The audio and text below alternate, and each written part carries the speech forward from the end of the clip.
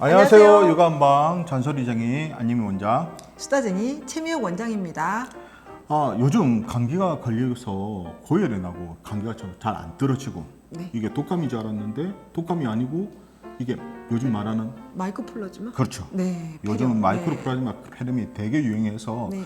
요즘 입원을 하게 되는데 요즘 아이들은 좀 큰 아이들도 옛날에는 뭐 초등학교 되면 웬만하면 폐렴으로 입원을 안 했거든요. 맞아요. 근데 요즘 한 10살, 11살 된 애들도 갑자기 입원하죠. 입원을 해서 초등학생. 예, 입원을 해가지고 고생을 했다고 한 아이들이 생각보다 많더라고요. 네. 그래서 이제 왜 그렇게 됐을까? 그리고 그 부분에 대해서 신경을 어떻게 쓰면 될까 하면 체크를 조금 해봐야 될 것 같습니다.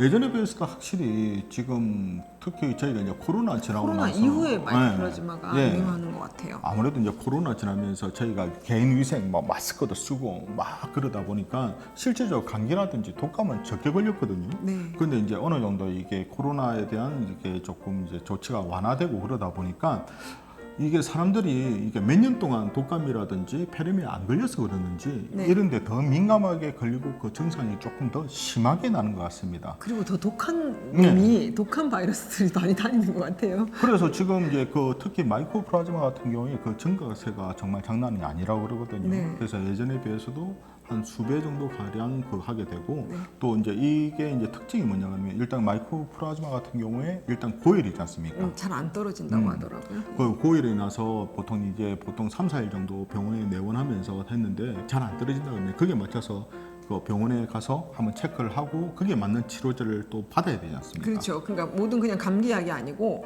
요건 좀 오래 가거나 고열이 나기 때문에 한 2, 3일 정도 열이 안 떨어지면 반드시 해열제만 투여하시면 안 되고요. 병원 가셔야 돼요. 네.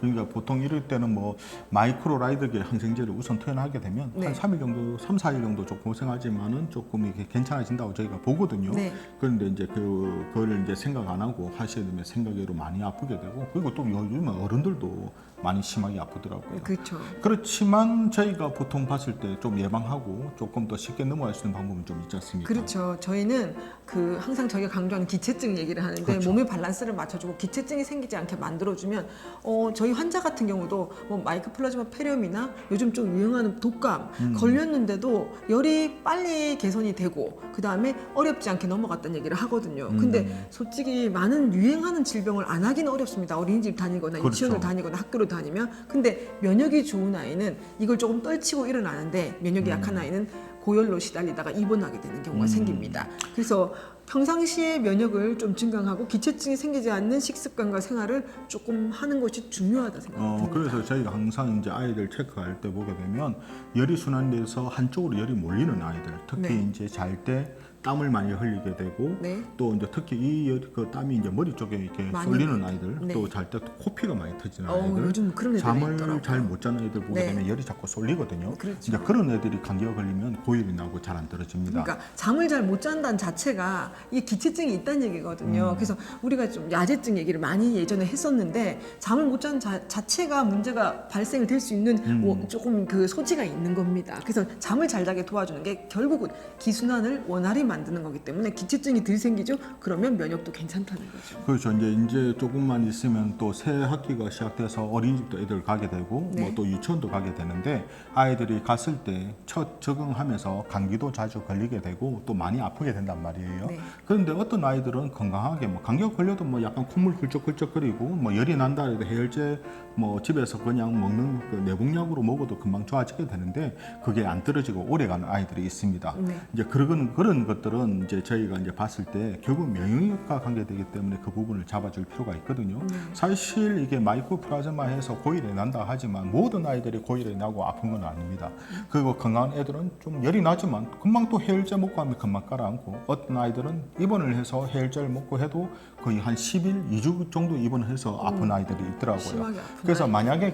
만약에 심하게 아픈 아이들 같은 경우에 한번 아이를 좀 체크해서 아이가 몸이 컨디션이 어떻는지 아이가 몸에 열이 한쪽으로 쏠려서 아까 그게 이제 잘 때 땀, 수면 상태 그리고 먹는 게 영 부실하다든지 약간 변비기가 있다든지 그런 걸 체크하셔가지고 그 부분을 해결해 줘야지 안 그러면 또 재차 그런 질환을 했을 때 또 고이라고 또 아프게 반복이 되거든요. 네. 그렇게 되면 결국 그게 성장에도 문제가 생겨버리게 그렇죠. 되고 네. 체질적인 호흡기라든지 그 부분이 문제돼서 아이들이 커가면서 어렸을 때는 열이 심하고 하지만 나중에 이것이 알러지화돼서 비염이라든지 알러지 천식이라든지 아니면 피부에도 문제가 생길 수 있습니다. 네. 그래서 이제 그런 부분을 조금 신경 써 보셨으면 좋겠습니다.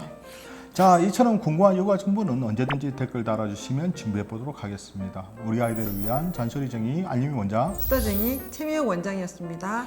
좋아요, 구독하기도 잊지 마시고요. 다음 영상에도 만나 뵙겠습니다. 육아는 한방.